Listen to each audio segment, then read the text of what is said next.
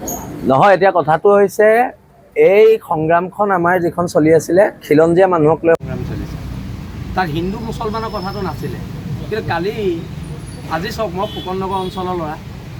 ফুকন নগৰ অঞ্চলত খিলঞ্জীয়া হিন্দু মুছলমান সকলো আছে। কিন্তু ফুকন নগৰ অঞ্চলত হিন্দু মানুহৰ ঘৰৰ পিছফালে হিন্দু বাংলাদেশীৰ কিন্তু বাসভৱন নাই বা ভাড়াঘৰ নাই।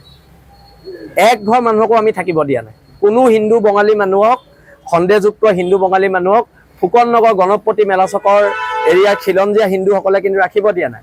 ইয়াৰ বিপৰীতে কালি এটা স্থিতি দেখা গৈছে। এজন খিলঞ্জীয়া মুছলমানে কৈছে যে বাংলাদেশীক আমি সুৰক্ষা দিমেই। এতিয়া কথাটো হৈছে কি, যদি বাংলাদেশ সুৰক্ষা দিম বুলি ইয়াত হুমকি দিয়ে তেন্তে আমি হুমকি দিম। আমি ইয়াত নিদিওঁ থাকিব। যদি যুদ্ধ হয় হ'ব, যি পৰ্যায়ৰ যুদ্ধ হয় এই যুদ্ধলৈ আমি সাজু আছোঁ। আৰু শুনক, মানুহখিনি বচাব লাগিব। তাৰ কাৰণে যুদ্ধ হ'ব, প্ৰয়োজনত হেংদাং হ'ব। আৰু প্ৰয়োজনত যদি বিকল্প কিবা চিন্তা কৰিবলগীয়া বিকল্প কিবা চিন্তা হ'ব, কিন্তু যুদ্ধটো হ'ব। আজি শিৱসাগৰৰ দৰে জেগাত ৰংঘৰ চাৰিআলি, ৰংঘৰৰ পৰা 100 মিটাৰ আঁতৰত ৰাতি 11টা বজাত সন্দেহযুক্ত মানুহ, খিলঞ্জীয়া মুছলমান সকলো লগ হৈ নাৰায়ে তকদিৰ আল্লাহু আকবৰ ধ্বনি দিছে।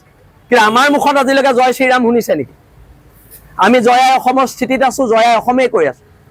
কিন্তু তেওঁলোকে ক'ব নাৰায়ে তকদিৰ আল্লাহু আকবৰ, আৰু আমিতো আজিলৈকে হয় হয় মহাদেৱ আৰু জয় শ্ৰীৰাম কৈ ৰাস্তাত ওলোৱা নাই।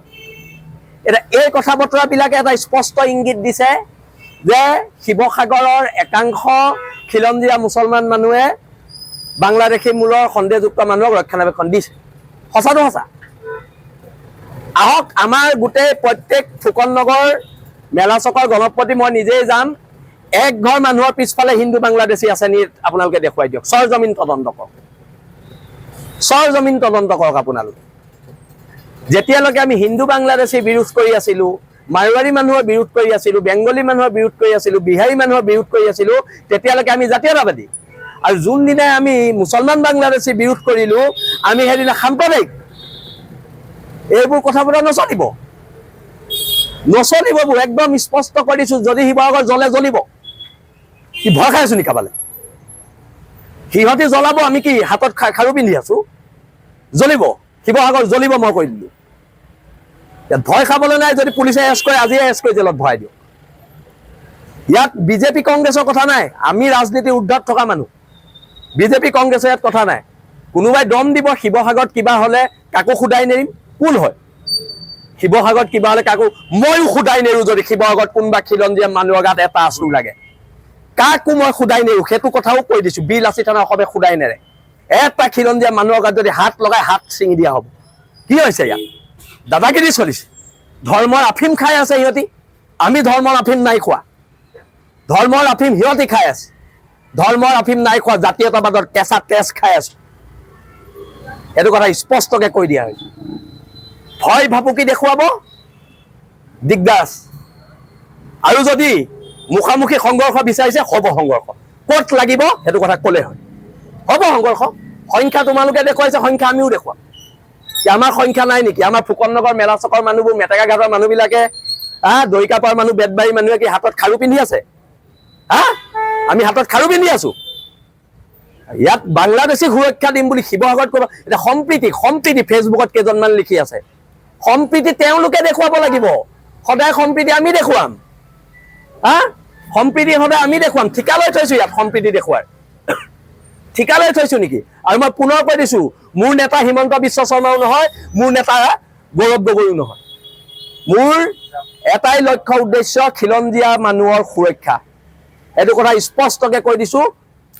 আৰু মই পুনৰবাৰ কৈছোঁ, যে সম্প্ৰীতিৰ কথা লিখি থকা মানুহকেইজনে সেই মানুহকেইজনীৰ ওচৰত গৈ পেলাই সম্প্ৰীতিৰ কথা কওক। আমাৰ ওচৰত আহি সম্প্ৰীতিৰ কথা নক'ব। এতিয়া সম্প্ৰীতি শিৱসাগৰত শেষ, যুদ্ধ হ'ব।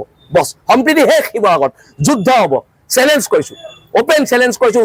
দম আছে যদি তহঁতি আহ লাগিবলৈ। ক'ত লাগিবি কবি।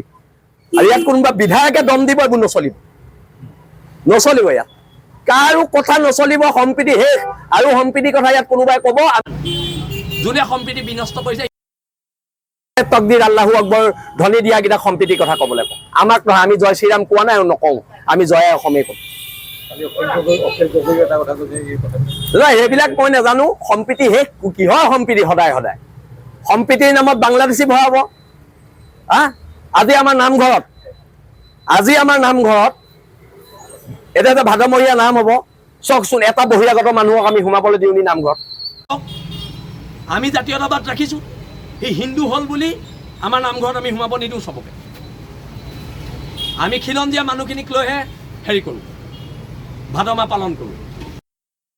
স্পষ্ট, সেই খিলঞ্জীয়া এজন মুছলমানো হ'ব পাৰে, তেওঁ যাব পাৰে। কিন্তু এটা কথা, এই এনেকুৱা ধৰণৰ নাটকবাদী ধান্দাবাদী ভোটৰ স্বাৰ্থত কথা ক'লে নহ'ব। যুদ্ধ হ'ব, সম্প্ৰীতি শেষ, যুদ্ধ হ'ব।